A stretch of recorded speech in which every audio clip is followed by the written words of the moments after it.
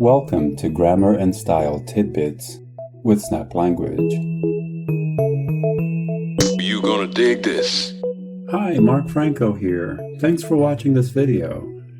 We want to believe that everything in grammar is neat and tidy and that you can always explain how everything works, right?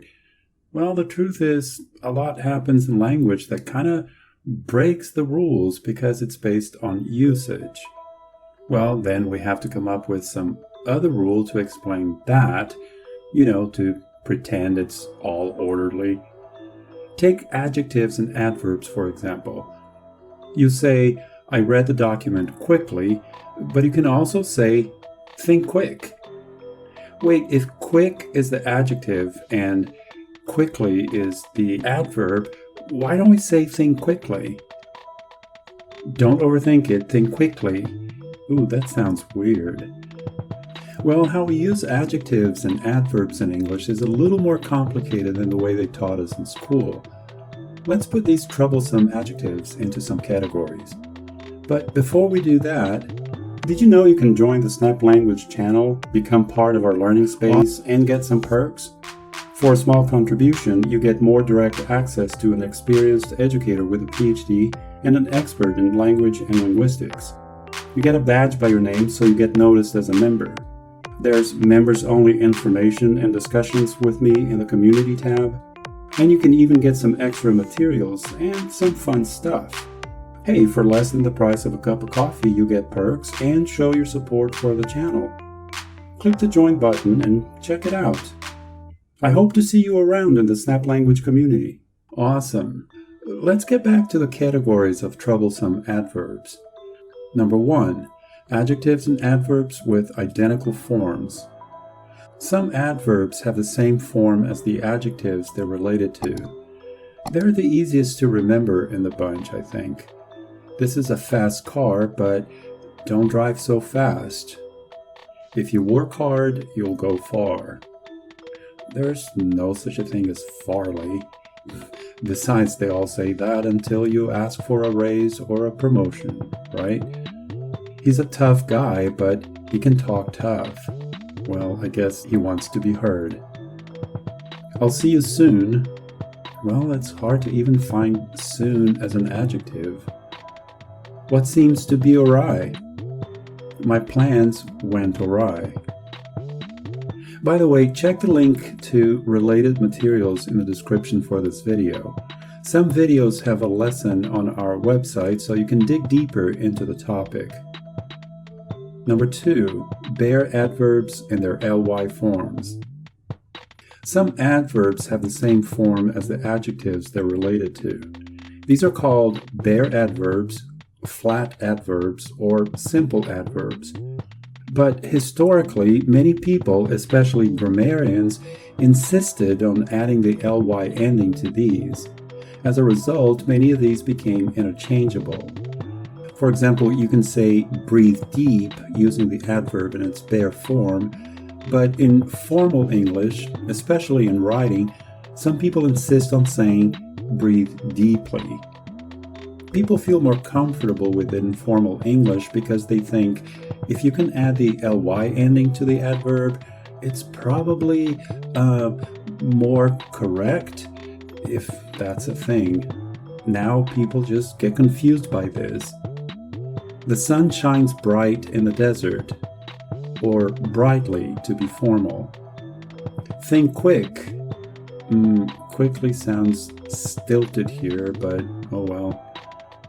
You dress very sharp, or sharply. Actually, I think most people would say you're a sharp dresser, and just avoid the awkward adverb altogether. Wild animals should run free. Again, freely would sound more formal here. It just sounds weird, and freely could be misunderstood as without interference or openly. Number 3, different meanings. Another easy group to remember are adverbs that mean different things if they're used in their bare form or with the ly ending. Well, I should say these are easy to remember unless you're learning English as a new language. Imagine the confusion. You must work hard. You hardly work today. And those people who say, are you working hard or hardly working? Ha ha ha. Just stop. Don't sell yourself short. I'll be with you shortly. What went wrong? He was wrongly accused. Children eat free. Please speak freely. Number 4, idiomatic use. You know, if there's something you can't explain well in English, call it idiomatic. It's true, though, that many things can't be explained very easily unless you go into historical linguistics, semantics, and some heavy-duty linguistic explanations. They're idiomatic in the sense that the meaning of an expression comes from the whole, not necessarily from its parts. Especially if you're an English language learner, sometimes you just have to accept these expressions as they are and move on to better things. For example, say it out loud. I laughed out loud. Why not loudly? It's just a formula that you say as is.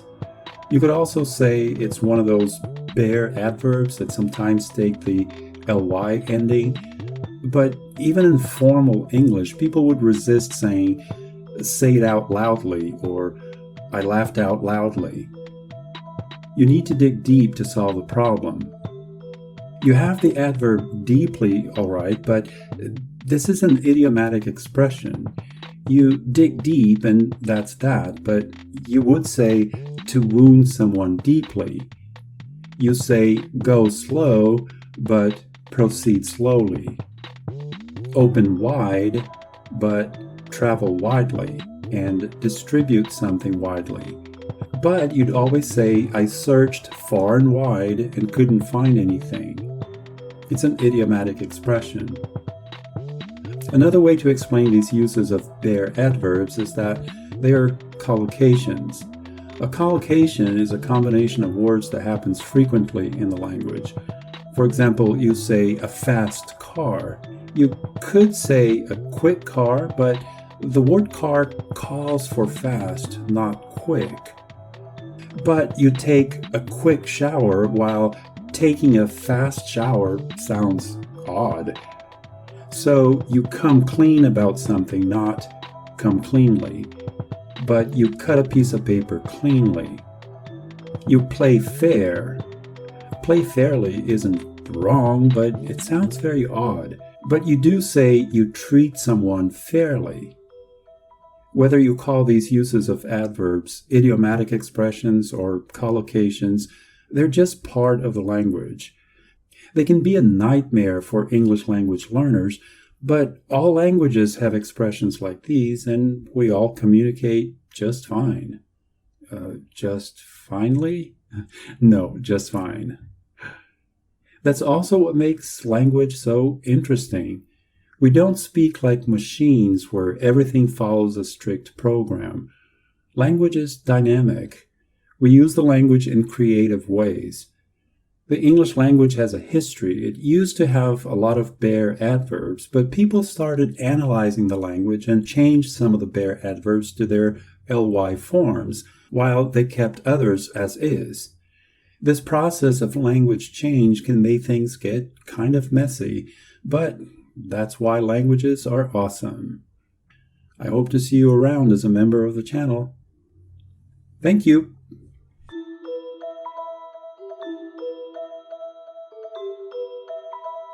Hi, Mark Franco here. This is just a quick explanation about how the Snap Language YouTube channel is integrated with our website.